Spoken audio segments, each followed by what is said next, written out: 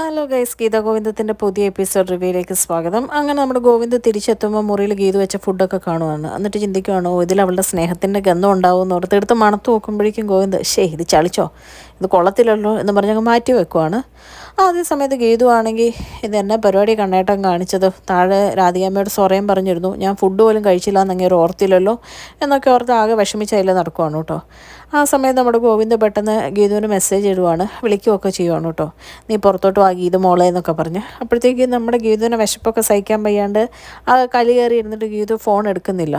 കഴിഞ്ഞ് മനസ്സിൽ പറയുവാണ്, ഇനി എന്നോട് ശൃംഗരിക്കാനെങ്കിൽ വരട്ടെ എന്ന്. ആ സമയത്ത് ഗീതുവിനെ കാണാൻ വേണ്ടി ഗോവിന്ദ് പയ്യെ മുറിയിൽ നിന്ന് വെള്ളോട്ടിറങ്ങുമ്പം നമ്മുടെ വരുൺ അവിടെ ഫോണിലും കളിച്ചിരിക്കുവാണ് കേട്ടോ. അപ്പോൾ ഗോവിന്ദ് ചോദിക്കുന്നുണ്ട്, നിനക്ക് ഉറക്കമൊന്നുമില്ലേ, നീ എന്താ ഇവിടെ ഇരിക്കുന്നതെന്ന് ചോദിക്കുമ്പം നമ്മുടെ ഗോവിന്ദനോട് വരുൺ പറയുവാണ്, അമ്മ എന്നോട് ഉറങ്ങണ്ട, ഇവിടെ ഇങ്ങനെ കാവലായിട്ടിരിക്കണം എന്നാണ് പറഞ്ഞേക്കുന്നതെന്ന് പറയുവാണ്. അത് കേൾക്കുമ്പോഴേക്കും ഗോവിന്ദ് പറയാണ്, അത് നല്ല കാര്യം, നീ ഇങ്ങനെ തന്നെ ഇരുന്നു, വെളുപ്പിന് വരെ ഇവിടെ ഇരുന്നോ എന്ന് പറയുവാണ്. നമ്മുടെ രഞ്ജു രേഖ ഇതൊക്കെ താഴേന്ന് കാണുന്നുണ്ട് കേട്ടോ. അപ്പോൾ അവർക്ക് മനസ്സിലാവുകയാണ് വരുണ് രാധികാമ്മയുടെ കൂടെ പ്ലാനാണ്, അതുകൊണ്ട് എങ്ങനെയും വരുണിനെ അവിടെ നിന്ന് മാറ്റണം എന്നിങ്ങനെ രഞ്ജു പറയുമ്പോഴേക്കും നമ്മുടെ രേഖ പറയുന്നുണ്ട്, അതോർത്ത് വിഷമിക്കേണ്ട, ഞാൻ എൻ്റെ ഭർത്താവിന് ഇപ്പം മയക്കി എടുത്തോളാം എന്ന് പറയുവാണ്. അത് കഴിഞ്ഞ് അടുക്കളയിലോട്ട് കൂട്ടിക്കൊണ്ടുപോയി പാലൊക്കെ എടുത്ത് ആ പാലിൻ്റെ അകത്തോട്ട് അന്ന് കൊടുത്ത മയക്കുപൊടി ചേർക്കുവാണ് കേട്ടോ.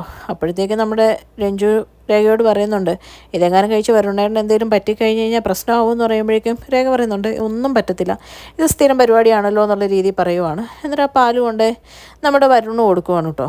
അതേ സമയത്ത് നമ്മുടെ ഗീതു ഇങ്ങനെ ചിന്തിക്കുവാണ്, എന്തായാലും കണ്ണേട്ടൻ വിളിച്ചതല്ലേ, പോയേക്കാം, പാവനി വെയിറ്റ് ചെയ്യുമായിരിക്കും എന്നോർത്ത് വാതിൽ ഓർന്ന് വെളിയിലോട്ടിറങ്ങുമ്പം ദേ കിടക്കുന്നു നമ്മുടെ കാഞ്ചന തൊട്ട് വാതിലിൻ്റെ മുമ്പിൽ.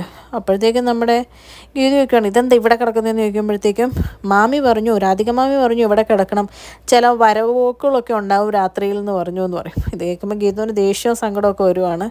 എന്നിട്ട് ഗീതു മുറിയിലോട്ട് ചെന്ന് കഴിയുമ്പോൾ ചിന്തിക്കുവാണ്, ഇനിയിപ്പോൾ എന്നെ വെയിറ്റ് ചെയ്ത് കണ്ണേട്ടൻ വെളിയിൽ നിൽക്കുമായിരിക്കുമോ, എന്താ ചെയ്യുന്നത്, എന്തായാലും ഒരു മെസ്സേജ് ഇട്ടേക്കാം, എനിക്ക് ഇറങ്ങാൻ പറ്റില്ല എന്നും പറഞ്ഞ് ഒരു മെസ്സേജ് ഇട്ടേക്കാന്ന് പറഞ്ഞ് ഗോവിന്ദന് മെസ്സേജ് ഇടുവാണ് കേട്ടോ. ആ സമയത്താണെങ്കിൽ ഗോവിന്ദ് വരുൺ ഇറങ്ങിക്കഴിഞ്ഞാൽ അപ്പുറത്തെ സ്റ്റെയർ കേസ് വഴി പയ്യെ താഴോട്ട് ഇറങ്ങാൻ തുടങ്ങുവാണ്. ഇതെല്ലാം രഞ്ജു രേഖയെ മാറി നിന്ന് കാണുവാണ് കേട്ടോ. അവർക്ക് ചിരിയൊക്കെ വരുന്നുണ്ട്. എന്നിട്ട് പയ്യെ ഒച്ചയൊന്നും വെക്കാതെ പയ്യെ നമ്മുടെ ഗോവിന്ദ് താഴെ എത്തുമ്പോഴത്തേക്കും അവിടെയുള്ള സോഫയിലോട്ട് മാറി കൂർക്കം വലിച്ചിരുന്ന് ഉറങ്ങുവാണ് കേട്ടോ കാഞ്ചന. അപ്പോൾ കാഞ്ചനയുടെ കൂർക്കം വലി കേട്ടിട്ട് ഗോവിന്ദ് ഇങ്ങനെ നോക്കുന്നുണ്ട്, പണ്ടാരി ഈ നാശം ഇവിടെ ഇരിപ്പുണ്ടോ എന്നുള്ള രീതിയിൽ. എന്നിട്ട് ചെന്നിട്ട് ഗീതുവിൻ്റെ വാതിലിൽ നിന്ന് മുട്ടയിൽ ഇങ്ങനെ ഇഴഞ്ഞ് ചെന്ന് കൊട്ടുന്നുണ്ട്. അപ്പം കാഞ്ചന കേൾക്കാണ്ട് വേണമല്ലോ കൊട്ടാൻ, പയ്യെ കൊട്ടുന്നുണ്ട്. അങ്ങനെ കൊട്ടിക്കൊണ്ടിരിക്കുമ്പോൾ അദ്ദേഹം ഒരു സാരി ഉടുത്ത് രണ്ട് കാല് ഇങ്ങനെ നടന്നു വരുവാണ്. തലപൊക്കി നോക്കുമ്പോഴേക്കും നമ്മുടെ രാധികാമ്മ. അപ്പോഴേക്കും ഗോവിന്ദ് പറയുന്നുണ്ട്, അമ്മ എന്നോട് ക്ഷമിക്കണം എന്ന് പറയുമ്പോഴത്തേക്ക് രാധികാമ്മ തിരിച്ചു പറയുന്നുണ്ട്, അമ്മ എന്നോട് ക്ഷമിക്കണം എന്നല്ലല്ലോ കണ്ണാ ഡയലോഗ്, പുരുഷൻ എന്നോട് ക്ഷമിക്കണം എന്നല്ലേ എന്ന് ചോദിക്കുവാണ്. അത് കഴിയുമ്പോഴത്തേക്കും ഗീതുവും വന്നപ്പോൾ വാതിൽ ഉറക്കുവാണ് കേട്ടോ. ഗീതു ഇത് കണ്ടിട്ട് ആകെ ചമ്മി നാറി നിൽക്കുവാണ്.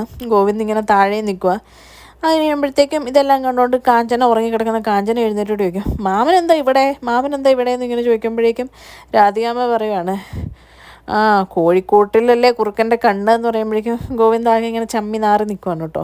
അപ്പം ഗോവിന്ദ് പെട്ടെന്ന് പറയുന്നുണ്ട്, ഞാൻ ഗീതുവിനോടൊരു ഗുളിക മേടിക്കാൻ വേണ്ടി വന്ന അമ്മയെന്ന് പറയുമ്പോഴത്തേക്കും രാധികാമ്മ നടക്കട്ടെ എന്നുള്ള രീതിയിൽ ദേഷ്യപ്പെട്ട് അങ്ങ് തിരിച്ച് കയറി പോവുകയാണ് കേട്ടോ. അപ്പോഴേക്കും ഗോവിന്ദാണെങ്കിൽ ഗീതുവിനെ നോക്കിയിട്ട് പറയാണ്, അമ്മ തെറ്റിദ്ധരിച്ചു എന്ന് തോന്നുന്നു. അപ്പോൾ കാഞ്ചന പറയുവാണ്, എന്ത് കളർ മരുന്നാ മാമ പറഞ്ഞ, ഞാനും കൂടെ തപ്പാം, അതും താഴെ വീണോന്ന് ഇങ്ങനെ ചോദിക്കുവാണ് കേട്ടോ. അപ്പോഴേക്കും നമ്മുടെ ഗോവിന്ദന് ദേഷ്യം വരുവാ. ഗോവിന്ദ് പറയാം, നീ മിണ്ടാതെ അവിടെ എങ്ങാനും പോയി കിടന്ന് ഉറങ്ങിക്കോ, എന്നെ ദേഷ്യം പിടിപ്പിക്കാതെന്ന് പറഞ്ഞ് ഗോവിന്ദ് അവിടെ നിന്ന് കയറി പോവാണ്. പിന്നെ കാണിക്കുന്ന പിറ്റേ ദിവസം രാവിലെ ഗീതുവിൻ്റെ അമ്മയെ കാണാൻ വേണ്ടി അവർ ഹോസ്പിറ്റലിൽ ചെല്ലുവാണ് കേട്ടോ, ഗോവിന്ദും ഗീതുവും കൂടെ. അപ്പോഴത്തേക്കും നമ്മുടെ വിലാസിനെ ഓക്കെ ആയി മോനോട് പറയുന്നുണ്ട്, ഇനി പഴയ ജീവിതത്തിലോട്ടൊന്നും പോവുകയില്ല, എനിക്കിപ്പോൾ ഒരുപാട് സന്തോഷമുണ്ട്. ഗീതുവിനോട് കുറേ സംസാരിക്കുകയൊക്കെ ചെയ്യുവാണ് കേട്ടോ. ഗീതു അമ്മയ്ക്കൊരു ഉമ്മയൊക്കെ കൊടുക്കുന്നുണ്ട്. എന്നിട്ട് വിലാസിനെയും ഗോവിന്ദനോട് നന്ദി പറയുവാണ് കേട്ടോ. നന്ദി പറയുമ്പോൾ ഗോവിന്ദ് പറയുന്നുണ്ട്, അതിൻ്റെ ആവശ്യമൊന്നുമില്ല, അമ്മ സന്തോഷത്തോടെ ഇരുന്നാൽ മതി, ഞങ്ങൾ പോയിട്ട് പിന്നെ വരാമെന്ന് പറഞ്ഞ് അവരവിടെ നിന്ന് ഇറങ്ങുമ്പം നമ്മുടെ ഭദ്രൻ കുടിച്ച് ഫിറ്റായി ഒരു ബോധമില്ലാതെ അങ്ങ് വരുവാണ്. ഇത് കാണുമ്പോഴത്തേക്കും ഗീതുവിന് ദേഷ്യം വരുന്നുണ്ട്. എന്നാലും ഗീതു ഒന്നും മിണ്ടുന്നില്ല കേട്ടോ. അപ്പോൾ ഫിറ്റായിട്ടിരിക്കുന്ന ഭദ്രനോട് ഗീതു പറയാം, അച്ഛനെ അന്വേഷിച്ച ഒരു സ്ത്രീ എന്നെ വിളിച്ചായിരുന്നു കഴിഞ്ഞ ദിവസം ഗോവിന്ദേട്ടൻ്റെ ഫോണിൽ, ഞാനത് പറയാൻ വിട്ടുപോയി, അച്ഛനെയും നിയമപരമായിട്ടുള്ള എൻ്റെ അമ്മായിയമ്മയും അന്വേഷിച്ചെന്ന് പറഞ്ഞാൽ 9 മണിക്ക് മുമ്പ് അവരെ തിരിച്ച് വിളിക്കാൻ പറയുകയും ചെയ്തു. പേരെന്താണെന്ന് അറിയത്തില്ല എന്ന് പറഞ്ഞു. ഇത് കേൾക്കുന്ന ഗോവിന്ദ് ഞെട്ടുവാണ് കേട്ടോ. അപ്പം ഗോവിന്ദ് ചോദിക്കുന്നത് നീ എന്നോട് പറഞ്ഞല്ലോ എന്ന് ചോദിക്കുമ്പോൾ അത് ഞാൻ മറന്നുപോയി കണ്ണേട്ടാ, പിന്നെ പറയാൻ പറ്റിയൊരു അവസ്ഥയല്ലായിരുന്നല്ലോ അവിടെ എന്ന് പറയുവാണ്. അപ്പോഴത്തേക്കും പകുതി പൂസിൽ നിൽക്കുന്ന നമ്മുടെ ഭദ്രൻ പറയാം, എങ്കിൽ ഇത് അവളായിരിക്കും, ആ കള്ളവും ചതിയും വഞ്ചനയും അത് മാത്രം കയ്യിലുള്ള അനാർക്കലി എന്നിങ്ങനെ പറയുവാണ്. ഇത് കേൾക്കുന്നത് നമ്മുടെ ഗോവിന്ദ് ആകെ ഞെട്ടുവാണ് കേട്ടോ. അത് കഴിയുമ്പോഴത്തേക്കും നമ്മുടെ ഭദ്രൻ ഇങ്ങനെ പിറുപിറുക്കുക, അവൾ വിളിക്കും, അവൾ എന്നെ രാധികാമ്മയും വിളിക്കും, അവൾക്ക് എന്നെ രാധികാമ്മേനെ ആണല്ലോ ആവശ്യം, ഞങ്ങളാണല്ലോ എല്ലാത്തിനും കൂടെ നിന്നേന്നുള്ള രീതിയിൽ പറയുമ്പോഴത്തേക്കും നമ്മുടെ ഗോവിന്ദ് ഒന്നും കൂടെ ഞെട്ടുവാണ്.